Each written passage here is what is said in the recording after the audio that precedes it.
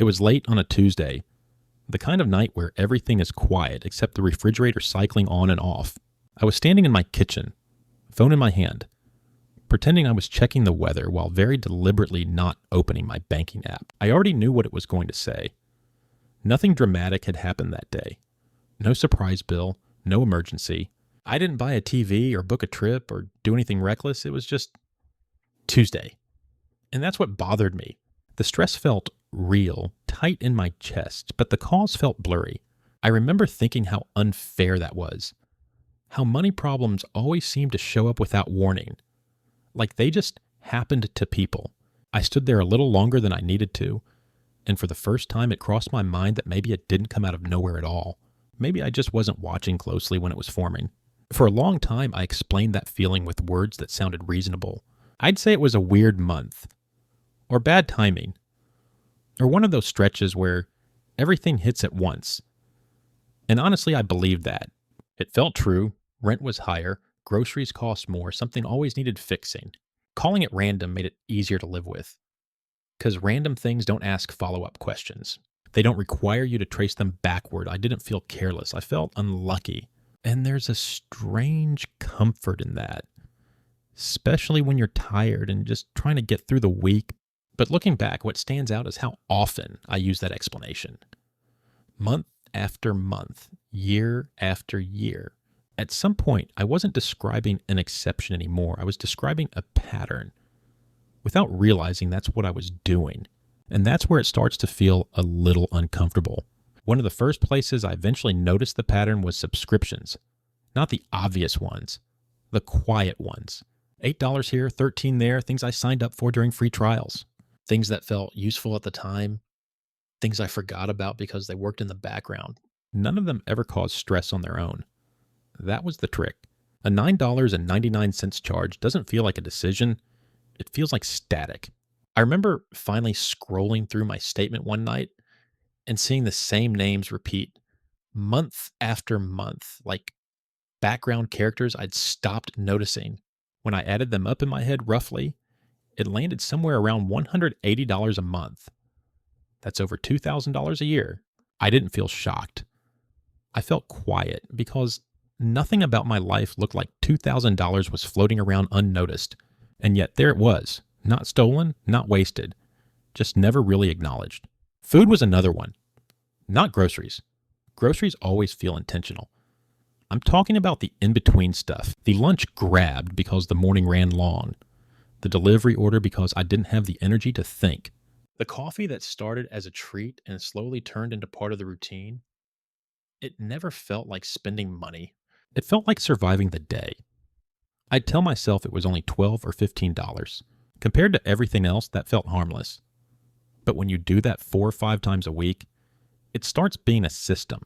I remember doing the math once, almost by accident.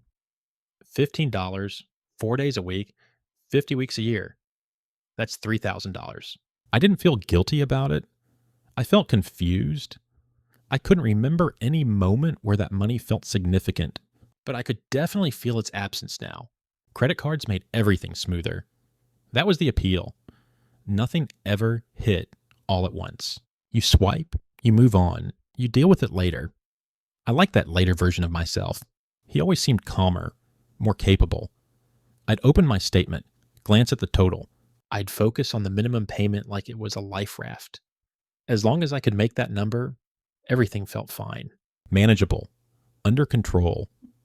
What I didn't notice was how calm that system made me feel while quietly stretching things out. The stress didn't disappear. It just spread thinner. I wasn't panicking, but I also wasn't getting ahead. I was floating. And floating feels safe until you realize you're not actually moving towards shore. That's one of those things I didn't want to look at first because it didn't feel like a mistake. It felt like relief. Every time my income went up a little, I expected something to change. Not dramatically, just lighter, easier. But it never really did. The extra money just blended into slightly nicer versions of the same life. Better groceries, a little more convenience, a little less hesitation at checkout. I didn't make a decision about it. It just happened. I remember thinking, okay, now I can breathe. And then realizing a few months later, that I was breathing exactly the same way as before.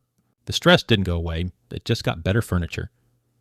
That was frustrating because raises are supposed to mean progress. But progress didn't announce itself. It didn't feel different. Looking back, I can see how easily money fills the space you give it and how quietly it does that. I used to tell myself I'd deal with money when things slowed down. After this busy season, after this project, after things calmed down, that version of the future felt very real to me. He was rested, focused, responsible. The problem was, I never actually met him. Life just kept handing me another week that felt exactly as full as the last one. So I kept postponing awareness, not decisions, just awareness. I wasn't ignoring bills, I was ignoring patterns. And that felt reasonable because I was tired. And tired people are allowed to delay things. The strange part is how long that delay can stretch without you noticing. Months pass, then years. And at no point does it feel like you're choosing avoidance. It feels like patience. Like waiting for the right moment that somehow never arrives. I also spent a lot of time looking sideways. Friends seemed fine. Coworkers traveled, upgraded cars, bought homes. Nobody looked stressed, or if they were, they didn't talk about it. That made it easy to assume my situation was temporary. If everyone else is doing okay, then this must just be a rough patch. I didn't think about what I couldn't see. Their savings, their debt, their trade-offs. I only saw outcomes. And those outcomes became evidence. Proof that things work out. That stress fades. That money somehow aligns itself if you just keep moving.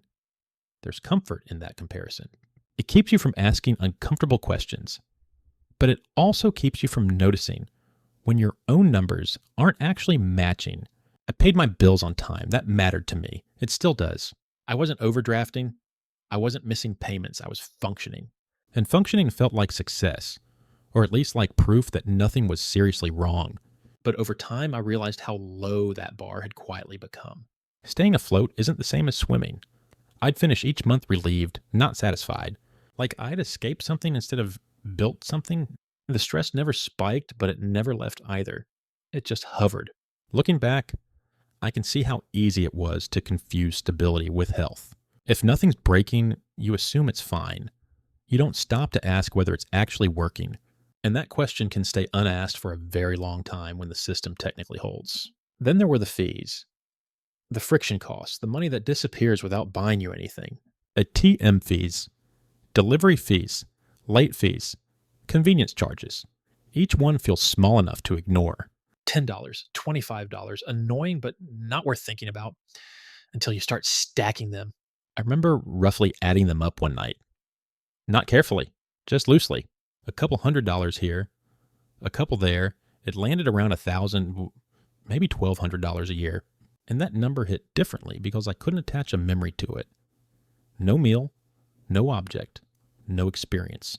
Just money spent to make life slightly easier in moments when I didn't have the energy to resist. That's when it started to feel less like bad luck and more like a quiet tax on being tired. I tried budgeting a few times, usually when I was already stressed. That's probably why it never lasted. It felt restrictive, like punishment. I'd make it a few weeks, feel squeezed, then give up, and tell myself I just wasn't a budget person. That failure became part of the randomness story. See? I tried. It didn't work. Must not be the solution. What I didn't realize at the time was that I wasn't using it to understand anything. I was using it to feel better.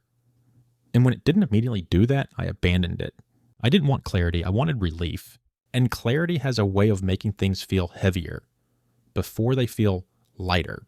That's something I didn't appreciate back then, mostly because I wasn't ready to sit with the weight. There are certain expenses that happen every year and still manage to feel like surprises. Car registration, insurance renewals, gifts, travel.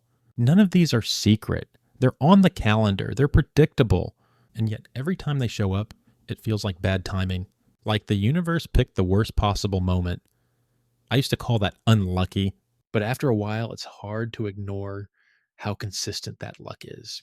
The truth is, I never emotionally counted those expenses as real. They lived in some future category that didn't feel connected to the present. So when they arrived, they felt disruptive instead of expected. That constant sense of being caught off guard adds a layer of stress. I also bought things when I felt good.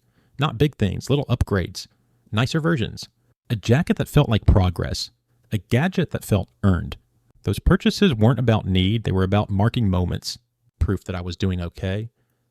The funny part is how quickly those feelings faded. The item stayed, the payment stayed, the emotion didn't.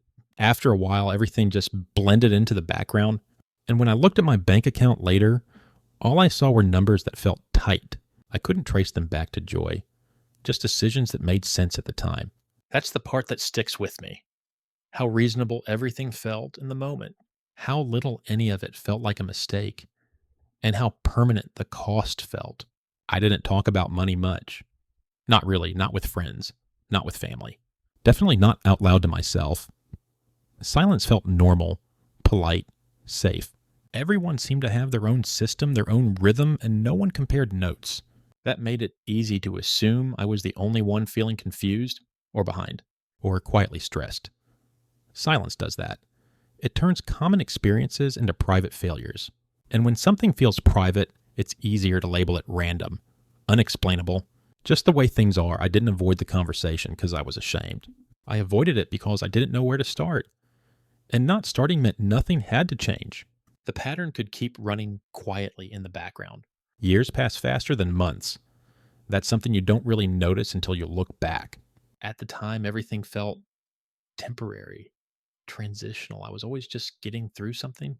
And then suddenly, a few years had gone by and the stress felt familiar. Not worse, just the same. That's a strange realization. That nothing exploded, but nothing resolved either. I don't regret specific purchases as much as I regret how long I waited to notice the shape of things. Not the details, the shape, the slow drift. It's uncomfortable to realize how much time can pass without a clear turning point. No big mistake, no dramatic failure, just a long stretch of managing without really understanding. A lot of my spending happened when I was stressed, but it never felt like coping. It felt like maintenance. Small comforts to keep the day from tipping over, extra convenience, slight upgrades, things that made life feel smoother. I didn't remember most of them later. What I remembered was the constant feeling that money was tighter than it should be. That disconnect took a long time to register. Stress creates habits. Habits create patterns. Patterns create outcomes. None of that feels dramatic. While it's happening, it feels normal, necessary even. It wasn't until I slowed down enough to notice how consistent my stress level was that I started to see how consistent my spending was too. That's not an accusation, it's just an observation I avoided for a while. I used to tell myself that knowing more would make me more anxious, that looking too closely would make everything feel worse. So I stayed vague. I told myself that not knowing was a kind of peace. But vague stress doesn't go away. It just hums. It sits there without edges. And at some point, I realized this was the part I didn't want to look at first. Not the numbers, the pattern, the way uncertainty felt safer than clarity, even though clarity was the only thing that could actually explain what was happening. That realization didn't feel empowering. It felt heavy. Like trading a fog for a map you're not sure you want to read yet. The thing about patterns is that they only look obvious in hindsight. When you're inside them, they feel like weather. This year feels like last year. The same stress, same questions, same explanations. I used to call that fate, or the economy, or timing. And some of that is real, but some of it was just consistency, familiarity, the comfort of repetition. There's something oddly soothing about saying, this is just how it is. It lets you stop thinking. But once you zoom out far enough, randomness starts to look different. It starts to look structured. And that's unsettling because structure implies participation. Not blame, just involvement. Now, when I check my balance, the moment feels familiar. The numbers still don't always feel great. The tightness still shows up. But it feels less mysterious, less like something happening to me. More like something connected to choices I can trace, even if I don't love all of them. That awareness doesn't fix anything on its own. It doesn't magically create room. But it changes the texture of the stress. It gives it edges, shape. And somehow that feels more honest. Still uncomfortable, still unresolved, just less foggy than it used to be. Financial problems still feel random sometimes. I don't think that ever fully goes away. Stress has a way of doing that, but now, when I stand in the kitchen late at night, phone in my hand, I don't feel quite as confused. Still tired, Still unsure, just a little more aware of how the pieces fit together. Not in a clean way, not in a solved way, just enough to know it didn't come out of nowhere. And maybe that's all I've really figured out so far.